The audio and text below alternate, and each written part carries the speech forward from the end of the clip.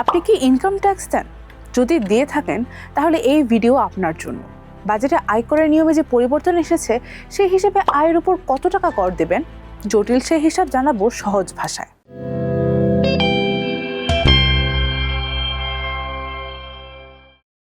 শুরুতেই জেনে রাখুন, 2026-27 অর্থ বছর থেকে রিটার্ন জমা দিতে পারবেন সারা বছরই। আগে দিলে ছাড় পাবেন ট্যাক্সে, আর দেরি হলে জরিমানা। 2026-27 অর্থ বছরে করমুক্ত আয়সীমা বাড়ানো হয়েছে। আগে বার্ষিক 3.5 লাখ টাকা পর্যন্ত আয়কর দেওয়া লাগতো না, এবার প্রস্তাব করা হয়েছে 4.25 লাখ টাকা। কিছু কিছু ক্ষেত্রে এই সীমা আরও বেশি।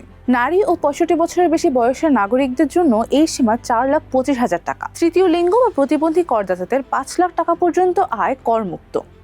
আর গ্যাজেটভুক্ত যুদ্ধাহত মুক্তিযোদ্ধা বা জুলাই যোদ্ধা হলে করমুক্ত আয়সীমা হবে 5,25,000 টাকা। আপনার আয় যদি করের আওতায় পড়ে তাহলে হিসাব কষবেন কিভাবে? তাহলে এটা দেখুন, 2026-27 অর্থ বছরের কর হারের হিসাব। একে বলা হয় স্ল্যাব। এখানে পরিষ্কার যে আপনার আয় যত কম, করও তত কম, আর আয় বেশি মানে করও বাড়বে পাল্লা দিয়ে। ধরে নিলাম আপনি একজন সাধারণ পুরুষ করদাতা, তাহলে আপনার করমুক্ত আয় সীমা 3,75,000 টাকা। এর পরের 3 লাখ টাকার জন্য কর হবে 10%। এখানেও কিন্তু একটা পরিবর্তন এসেছে। আগে 1 লাখ টাকার একটা স্ল্যাব ছিল, যা পুরোপুরি উঠিয়ে দেওয়া হয়েছে।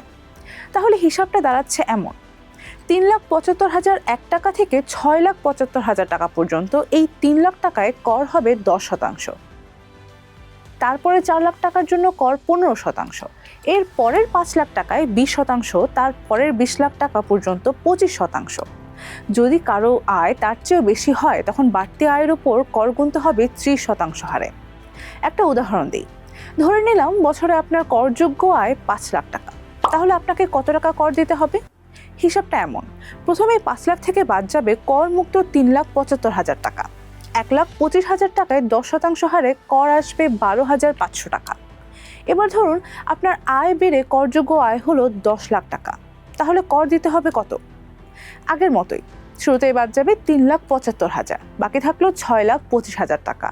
এর মধ্যে প্রথম 3 লাখে 10% হারে 30,000 টাকা, পরের 3,25,000-এ 15% হারে 48,750 টাকা। তাহলে 10 লাখ করযোগ্য আয়ে মোট কর দিতে হবে 78,750 টাকা। একটু একঘেয়েমি লাগছে? তাহলে চলুন এই হিসাব নিকাশ থেকে একটু ব্রেক নিয়ে একটা খুশির খবর দেই। শুরুতেই যে করমুক্ত আয় সীমার কথা বলেছিলাম, পরবর্তী বছরগুলোতে এই সীমা আরও বাড়ানোর প্রস্তাব আছে। এই টেবিলটি দেখুন, 2027-28 অর্থ বছর পর্যন্ত করমুক্ত আয় সীমা থাকবে 3,75,000 টাকায়। তার পরের 2 অর্থ বছর অর্থাৎ 2028-29 আর 2029-30 অর্থ বছরে করমুক্ত আয় সীমা আরও 25,000 টাকা বেড়ে দাঁড়াবে 4 লাখ টাকায়। আর 2030-31 অর্থ বছরে বার্ষিক আয়ের 4.5 লাখ টাকা পর্যন্ত কোনো কর দেওয়া লাগবে না। এবার দেখে আসি, এতক্ষণ যে করের হিসাব দেখিয়েছি আপনি তা ঠিকঠাক বুঝতে পেরেছেন কিনা। ধরুন আপনার করযোগ্য আয় 20 লাখ টাকা, তখন এই আয়ে করের হিসাব করতে পারবেন তো? প্রথমেই 20 লাখ থেকে 4.25 লাখ টাকা বাদ দিবেন, থাক কত? 16,25,000।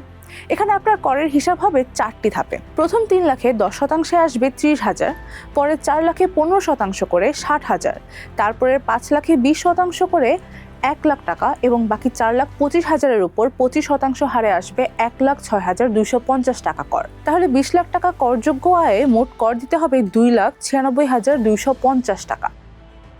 এই যে বলছি করযোগ্য আয়, এর মানে কি? আপনার সব আয় যোগ করলে হবে আপনার মোট আয়, কিন্তু এর পুরোটাই করযোগ্য আয় নয়। যেমন আপনি চাকরিজীবী হলে বাড়ি ভাড়া ভাতা, চিকিৎসা ভাতা সহ বেশ কিছু ভাতা করমুক্ত থাকবে। আবার জীবন বীমা, ডিপিএস, সঞ্চয়পত্রের মতো বিনিয়োগের ওপরও কর ছাড় থাকে। তবে এসব খাতের কোথায় কতটা ছাড় পাবেন তা বিস্তারিত জানা যাবে আয়কর পরিপত্রে। অর্থ বছরগুলোর করের হিসাব অর্থ মন্ত্রণালয়ের এই ওয়েবসাইটটিতে দেওয়া আছে। স্ল্যাব অনুযায়ী হিসাব কষে করের পরিমাণ বের করে ফেলতে পারবেন।